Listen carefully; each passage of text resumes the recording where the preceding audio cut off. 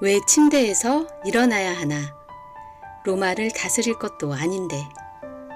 유일하게 참으로 진지한 철학적 문제.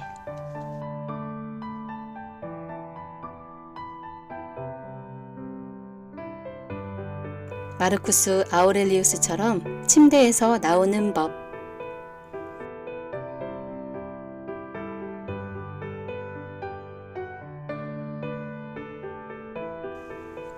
하루의 첫 시간. 아침은 희망의 언어다. 하지만 어떤 이들에게 아침은 뭉근한 절망의 냄새를 풍긴다. 그리고 자기 삶을 싫어하는 사람은 아침을 싫어할 가능성이 크다. 무려 로마의 황제이자 철학자였던 마르쿠스 아우렐리우스에게도 이 아침이 쉽지 않았다. 그의 책 명상록에 보면 침대에서 나오기 힘들면으로 시작하는 글이 유난히 눈에 많이 띈다. 50만 명에 달하는 군대를 지휘하며 전쟁터에서 누구보다 용감했던 근육질의 이 남자. 전 세계 인구의 5분의 1이 거주하고 있는 지금으로 치면 잉글랜드에서 이집트, 대서양 해안에서 티그리스 강에 이르는 영토를 지배했던 대제국 로마의 황제.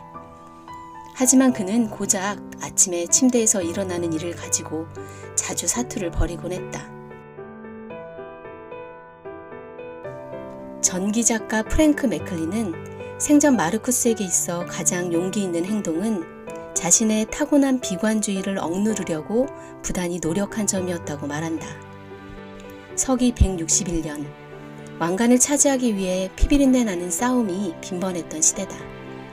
그는 비교적 손쉽게 황제의 자리에 오른 뒤에도 치세 기간 동안 되도록 전쟁 없이 관대한 통치를 한 것으로 유명하다. 하지만 그는 평생 이유를 알 수 없는 가슴 통증과 복통을 앓았고 밤에는 불면증으로 괴로워했다. 기록에 의하면 당시 의사였던 갈레노스는 그에게 테리아카라 부르는 약을 처방해 주었다고 나와 있는데 후세 역사가들은 아마도 그 안에 아편이 들어있었을 것으로 추정한다. 지금이었다면 그는 의사에게 프로작을 처방받았을 것이다. 에릭 와이너는 마르쿠스를 끈덕지게 따라다니던 이 병의 원인을 이렇게 추측한다. 그를 그토록 침대에서 일어나기 힘들게 만든 것은 아마도 그를 때려눕히려고 마음먹은 적대적인 세상이었을 것이라고. 마르쿠스에게 그 세상은 야만인과 역병과 반란 같은 실체가 분명한 것이기도 했지만 한편으론 오늘 만날 무례한 타인이나 지독한 자기 혐오 같은 내부적인 이유 때문이기도 했다.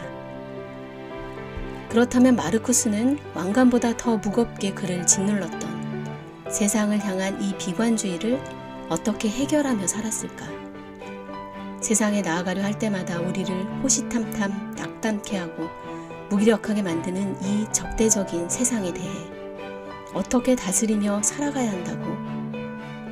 그는 명상록에서 이렇게 조언한다.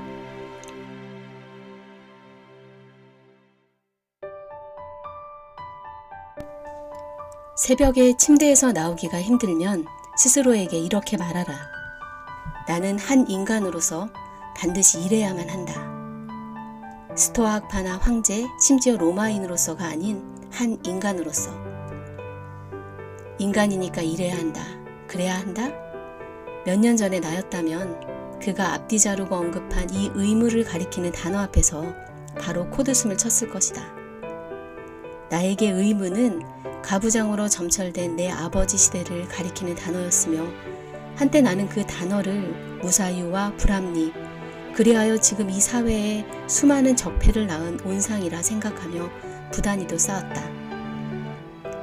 이에 대해서라면 우리 아버지처럼 열심인 세대가 또 있었을까? 그들은 우리에게 가난을 물려주지 않기 위해 미친 듯이 일했다. 하지만 우리 대부분은 지금 그들을 존경하지 않는다. 그들은 전 세계 유례없는 경제적 번영만큼 유례없는 적폐를 우리에게 남겼으니까. 오늘날 가족은 서로에게 병명이 되었고 국민은 국가의 부재를 한탄하고 정부를 믿지 못한다. 사회엔 남녀 간 혐오, 세대 간 불관용이 만연하고 경제적 불평등으로 인한 상대적 박탈감은 도를 넘었다. 열심히 살았는데 왜 우리는 좋은 사회를 만들지 못했을까? 한 인간으로서 반드시 일해야 한다며? 에릭 와그너에 의하면 우리가 마르쿠스의 이 말을 잘못 이해했기 때문이다. 마르쿠스를 침상에서 일으킨 이 깨달음은 사명이지 의무가 아니다. 두 개는 서로 다르다.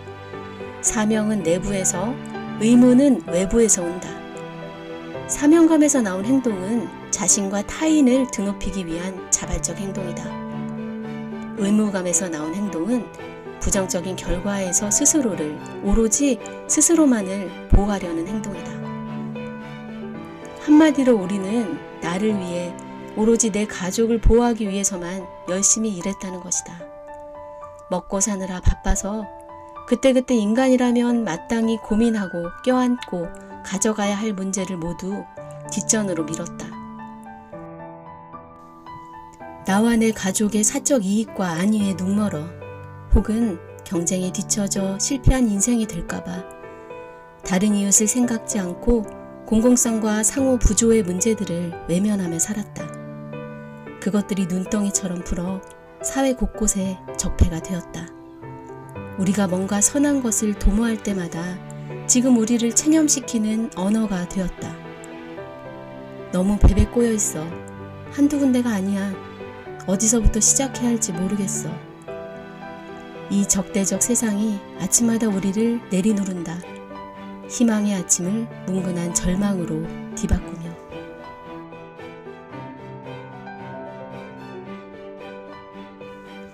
나는 이제야 깨닫는다. 마르쿠스가 말한 인간이라면 이래야 한다는 그 말의 진위를. 철학이 곧 자기 개발이었던 시대. 그는 왕이자 철학자였다. 그러니 인간이라면 이래야 한다는 그의 말은 너 자신이나 잘 먹고 잘 살기 위해 부지런히 일터로 나가라는 의미일 리 없었다. 그가 생각한 인간의 일이란 바로 인간다움의 회복이다. 단지 의무를 넘어 인간다운 삶을 위한 사명으로서의 일. 너에게 그것이 있느냐고 지금 그는 묻고 있는 것이다. 의무가 아닌 사명으로서의 일. 그곳이 어디든 무슨 일을 하고 있든 인간이라면 마땅히 가지고 있기 마련인 마음의 목소리에 따라 나는 살고 있는가? 그리고 이 아침 2000년 전 마르쿠스를 침대에서 일으켰던 질문 앞에 서서 나는 지금 킁킁거리며 희망의 냄새를 찾고 있는 중이다.